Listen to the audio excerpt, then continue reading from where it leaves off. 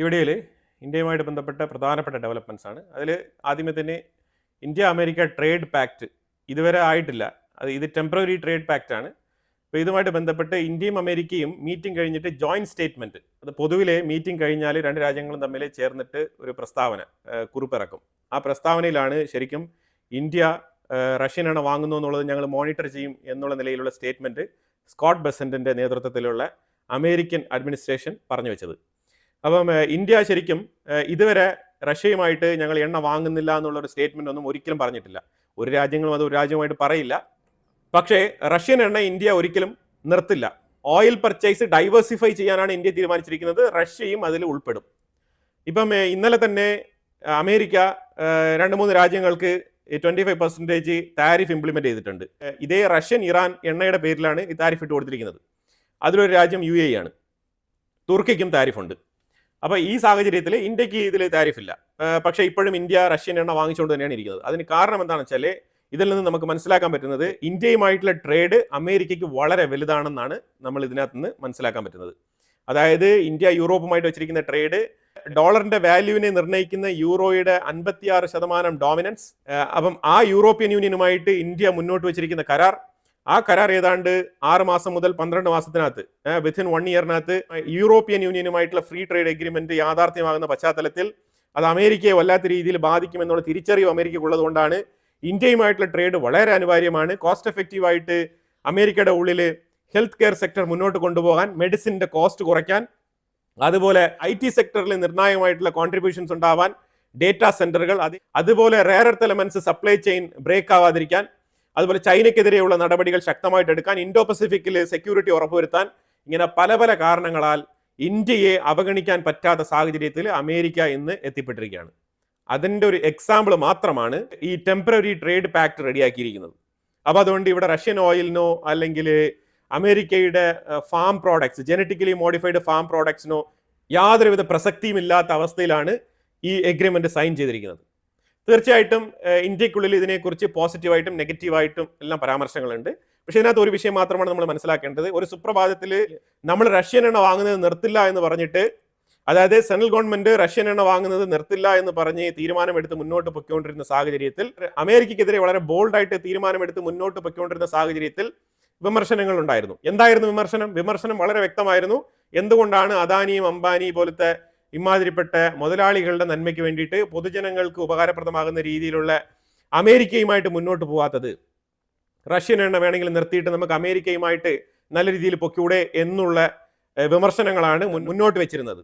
പക്ഷേ അതേ സമയത്തിൽ ഇപ്പം അമേരിക്കയുമായിട്ട് ട്രേഡ് പാക്ട് സൈൻ ചെയ്ത ഉടനെ തന്നെ ഇപ്പം അടുത്ത വിമർശനം വരുന്നത് എങ്ങനെയാണെന്ന് പറഞ്ഞാൽ, നമ്മൾ എന്തുകൊണ്ട് കുറഞ്ഞ വിലയിൽ റഷ്യൻ എണ്ണ വാങ്ങിച്ചൂടാ, എന്തിന് നമ്മൾ റഷ്യൻ എണ്ണ നിർത്തിയിട്ട് അമേരിക്കൻ ശൈലിയിലേക്ക് പോകുന്നു എന്നുള്ള ചോദ്യങ്ങളുമായിട്ടൊക്കെ ഇപ്പം മുന്നോട്ട് വരുന്നുണ്ട്. അപ്പം അതായത് എങ്ങനെ പോയാലും പൊളിറ്റിക്കൽ വിമർശനങ്ങൾ എല്ലാ കാലത്തും ഉണ്ടായിക്കൊണ്ടേയിരിക്കും എന്നുള്ളതാണ് യാഥാർത്ഥ്യം. പക്ഷേ അതിനും മുകളിലാണ് ഫാക്ട്. അപ്പോൾ ഈ ഫാക്റ്റാണ് ഞാനിവിടെ പറയുന്നത്. റഷ്യൻ എണ്ണ ഒരിക്കലും നിർത്തില്ല. ഓയിൽ പർച്ചേസ് ഡൈവേഴ്സിഫൈ ചെയ്യുന്നതിന്റെ ഭാഗമായിട്ട് റഷ്യൻ എണ്ണയും ഇന്ത്യ വാങ്ങിക്കും. അത് 100% ഉറപ്പുള്ള കാര്യമാണ്. അതിൽ യാതൊരു മാറ്റവും. നമ്മൾ അമേരിക്കയ്ക്ക് കൊടുത്തിരിക്കുന്ന പ്രോമിസ് $500 ബില്യൺ വർത്ത് വരുന്ന പർച്ചേസ് നമ്മൾ ചെയ്യും. അതാണല്ലോ നിങ്ങളുടെ പ്രശ്നം, ട്രേഡ് ഡെഫിസിറ്റ്. ആ ട്രേഡ് ഡെഫിസിറ്റിന് വേണ്ട കാര്യങ്ങൾ ഇന്ത്യ ചെയ്യും. അതാണ് നമ്മൾ കൊടുത്തിരിക്കുന്ന ഉറപ്പ്. അത് 500 ബില്യൻ്റെ പർച്ചേസ് എന്താണ്, എങ്ങനെയാണെന്നുള്ളതിനെ കുറിച്ച് ഞാൻ ഇതിന് മുമ്പുള്ള വീഡിയോയിൽ തന്നെ പറഞ്ഞിട്ടുണ്ട്. അത് കണ്ടവർക്ക് വളരെ വ്യക്തമായിട്ട് മനസ്സിലാക്കാൻ പറ്റും. US-ന്റെ വൈറ്റ് ഹൗസിൽ നിന്ന് പ്രസിദ്ധീകരിച്ച ജോയിന്റ് സ്റ്റേറ്റ്മെന്റുമായിട്ട് ബന്ധപ്പെട്ട് നമ്മൾ കൂടുതൽ വറീഡ് ആവേണ്ടതില്ല. അവരുടെ മുഖം രക്ഷിക്കാൻ വേണ്ടിയിട്ട്, അവരുടെ പൊതുജനങ്ങളെ അവർ തൃപ്തിപ്പെടുത്താൻ വേണ്ടിയിട്ട്. കാരണം അവരുടെ പൊതുജനങ്ങൾ ചോദിക്കുമല്ലോ, അമേരിക്കയിലെ ജനങ്ങൾ, നിങ്ങളല്ലേ റഷ്യൻ ഓയിലുമായിട്ട് ബന്ധപ്പെട്ട വിഷയത്തിൽ ഭയങ്കര കർശനമായിട്ടുള്ള നടപടികൾ എടുത്തുകൊണ്ട് ഇന്ത്യക്ക് മേളിൽ 25% പുനറ്റീവ് താരിഫ് അപ്ലൈ ചെയ്തിരുന്നത്. അപ്പോൾ ഇന്ന് എന്ത് അടിസ്ഥാനത്തിലാണ് നിങ്ങൾ അതിനെ വെട്ടിക്കുറച്ചത്, അല്ലെങ്കിൽ എന്ത് അടിസ്ഥാനത്തിലാണ് അതിനെ നിങ്ങൾ വോയിഡ് ചെയ്തത് എന്നുള്ള ചോദ്യം വരുമ്പോഴത്തേക്കും ഉത്തരം കൊടുക്കണമല്ലോ. അപ്പോൾ അതുകൊണ്ട് ഇവിടുത്തെ പൊളിറ്റിക്സ് പോലെ തന്നെ അവിടെയും പൊളിറ്റിക്സ് ഉണ്ട്. അപ്പോൾ ആ പൊളിറ്റിക്സ് മാനേജ് ചെയ്ത് മുന്നോട്ട് പോകണമെന്നുണ്ടെങ്കിൽ തീർച്ചയായിട്ടും വൈറ്റ് ഹൗസിൽ നിന്നും ഇതേ രീതിയിലുള്ള സ്റ്റേറ്റ്മെന്റുകളൊക്കെ പുറത്തുവിടേണ്ടത് ട്രംപ് അഡ്മിനിസ്ട്രേഷന്റെയും കൂടെ ആവശ്യമാണ്, അല്ലെങ്കിൽ അഥവാ റിപ്പബ്ലിക്കൻസിന്റെയും കൂടി ആവശ്യമാണ്. അതാണ് അവർ ചെയ്തിരിക്കുന്നത്. അതുപോലെ ഇന്ത്യയുടെ ഏവിയേഷൻ സെക്ടറിൽ പ്രൈവറ്റ് കമ്പനികളെ ഇൻവോൾവ് ചെയ്യാനുള്ള തത്രപ്പാടിലാണ് ഇന്ത്യ. അതുമായിട്ട് ബന്ധപ്പെട്ട് ഒരുപാട് പ്രോജക്റ്റുകൾ ഇനിഷ്യേറ്റ് ചെയ്യാൻ പ്രഖ്യാപനം ഇറക്കിയിട്ടുണ്ട്. പ്രത്യേകിച്ച് ഈ മേഖലയിൽ നിലനിൽക്കുന്ന HALന്റെ ഡോമിനൻസിനെ ഒഴിവാക്കാനാണ് ഈ തീരുമാനം സ്പെഷ്യലായിട്ട് എടുത്തിരിക്കുന്നത്. പ്രൈം മിനിസ്റ്റർ മോദി മലേഷ്യയിൽ എത്തിയിട്ടുണ്ട്. ഡിഫൻസ് സഹകരണവുമായിട്ട് ബന്ധപ്പെട്ട് വളരെ ഡീപ്പ് ലെവലിൽ മലേഷ്യയുമായിട്ട് ചർച്ച നടത്തിയിട്ടുണ്ട്. അതായത് മലേഷ്യ ഇതിനു മുമ്പ് തെളിയിച്ചിട്ടുള്ള കാര്യം എന്ന് പറഞ്ഞാൽ അവർ പാകിസ്ഥാനോടൊപ്പം തുർക്കിയോടൊപ്പം ഇന്ത്യക്കെതിരെയുള്ള നിലപാടുകൾ പ്രത്യേകിച്ച് UN-ലൊക്കെ എടുത്തിട്ടുള്ള രാജ്യമാണ് മലേഷ്യ. അവർ എങ്ങനെയാണ് ശരിക്കും ഇന്ത്യയുമായിട്ട് ഡിഫൻസ് പാക്റ്റിൽ സൈൻ ചെയ്യുക, ഏത് അടിസ്ഥാനത്തിലാണ് ഇന്ത്യൻ ഗവൺമെന്റ് മലേഷ്യയും തമ്മിൽ ഡിഫൻസ് പാക്ട് തയ്യാറാകുന്നുള്ളത് നമുക്ക് തന്നെ മനസ്സിലാക്കാൻ പറ്റാത്തൊരു വിഷയമായിട്ട് തുടരുകയാണ്. എനിവേ, ഈ മീറ്റിംഗ് കഴിഞ്ഞിട്ട് ഇന്ത്യയുടെ ഫോറിൻ അഫയേഴ്സ് എന്താണ് ഇതിനെക്കുറിച്ച് എഴുതുന്നത് എന്നുള്ളത് നോക്കിയിട്ട് ഞാൻ നിങ്ങൾക്ക് എക്സ്പ്ലെയിൻ ചെയ്തു തരാം. അല്ലാതെ ഇതിനകത്ത് ഒന്നും തന്നെ നമുക്ക് പറയാനില്ല. കാരണം മലേഷ്യ കൃത്യമായിട്ട് ഇന്ത്യയുമായിട്ട് ഒരു ഡിഫൻസ് ടൈപ്പിൽ വരുമെന്ന് തോന്നുന്നില്ല. അത് മലേഷ്യയുടെ ഇന്റർണൽ പൊളിറ്റിക്സിൽ കാര്യമായ പ്രശ്നം ഉണ്ടാക്കും. അങ്ങനെ തന്നെയാണ് എൻ്റെ ഒരു അണ്ടർസ്റ്റാൻഡിങ്. എന്തായാലും മലേഷ്യൻ പ്രൈം മിനിസ്റ്റർ ഇന്ത്യൻ പ്രധാനമന്ത്രിക്ക് വാം വെൽക്കമാണ് കൊടുത്തത്. ഇബ്രാഹിം വളരെ നല്ല രീതിയിൽ ഊഷ്മളമായ സ്വീകരണം നൽകി. എയർപോർട്ടിൽ ഡയറക്റ്റ് ആയിട്ട് എത്തി പ്രൈം മിനിസ്റ്റർ റിസീവ് ചെയ്ത് മലേഷ്യയിൽ സംസാരിച്ച സമയത്ത് പ്രൈം മിനിസ്റ്റർ പറഞ്ഞിരുന്നത് ട്രസ്റ്റ് ആണ് ഇന്ത്യയുടെ ട്രേഡ്, വിശ്വാസം, അതാണ് ഇന്ത്യയുടെ മുഖമുദ്ര എന്നുള്ള ഒരു ഡെഫിനിഷനിലാണ് അവിടെ സംസാരിച്ചത്. ഇന്ത്യയിലുള്ള ഒരു കമ്പനി അസിസ്റ്റ, ഈ അസിസ്റ്റ എന്ന് പറയുന്നത് ഒരു സ്പേസ് ടെക്നോളജി കമ്പനിയാണ്.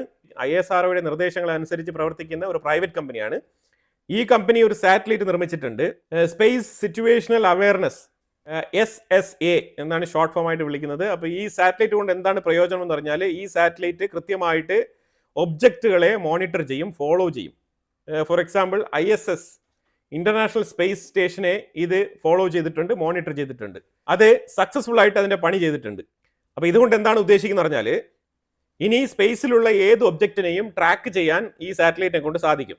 അഥവാ ഇതേപോലത്തെ 1-2 സാറ്റലൈറ്റുകൾ അയച്ചു കഴിഞ്ഞാൽ നമുക്ക് സ്പേസിലുള്ള ഹെവി ഒബ്ജക്റ്റുകളെ നമുക്ക് ട്രാക്ക് ചെയ്തെടുക്കാൻ പറ്റും. പ്രത്യേകിച്ച് ലോ എർത്ത് ഓർബിറ്റിൽ വെറുതെ കിടക്കുന്ന ഇതേപോലത്തെ എല്ലാ സ്പേസ് വേസ്റ്റുകളെയും ട്രാക്ക് ചെയ്യാൻ എളുപ്പത്തിൽ സാധിക്കും. അതാണ് ഇതിൻ്റെ ഒരു പ്രത്യേകത. American envoy Sergio Gorr prime minister Modi appreciate ചെയ്തിട്ടുണ്ട്. അതായത് US-ന്റെ ട്രേഡ് സാധ്യമാക്കിയതിൽ, അക്സെപ്റ്റ് ചെയ്ത് താൽക്കാലികമായിട്ടെങ്കിലും ഒരു ട്രേഡ് എഗ്രിമെന്റിൽ എത്താൻ കഴിഞ്ഞതിൽ അപ്രിസിയേഷൻ അറിയിച്ചിട്ടുണ്ട്. യഥാർത്ഥത്തിൽ ഈ സെർജിയോ ഗോർ ആണ് ഇതിന്റെ പിന്നിലുള്ള ആള്, അത് വേറെ കാര്യം. അമേരിക്കൻ എൻവോയ് സെർജിയോ ഗോർ ഇന്ത്യയിൽ എത്തിയതിനെ തുടർന്ന് ട്രംപിന്റെ വളരെ അടുത്ത ആളാണ്.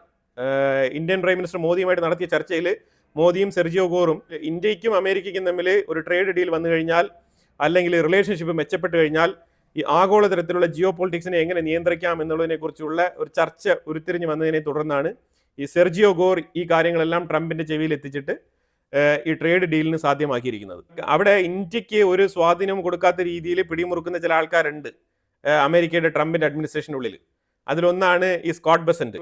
ഈ സ്കോട്ട് ബെസന്റ് ഡെമോക്രാറ്റിക് പാർട്ടിക്കും അതേപോലെ റിപ്പബ്ലിക്കൻ പാർട്ടിക്കും വേണ്ടപ്പെട്ട വ്യക്തിയാണ്. ഇയാൾക്ക് 2 സ്ഥലത്തും സ്വാധീനമുണ്ട്. അങ്ങനത്തെ ക്രൂക്കഡ് ആൾക്കാരൊക്കെ ട്രംപ് അഡ്മിനിസ്ട്രേഷനിലുണ്ട്. അതുപോലെ പാകിസ്ഥാൻ ലോബിയുടെ കനത്ത ഇൻഫ്ലുവൻസ് ട്രംപ് പൊസിഷനിൽ വന്ന ആ ഒരു 6 മാസം നല്ല രീതിയിലുണ്ടായിരുന്നു.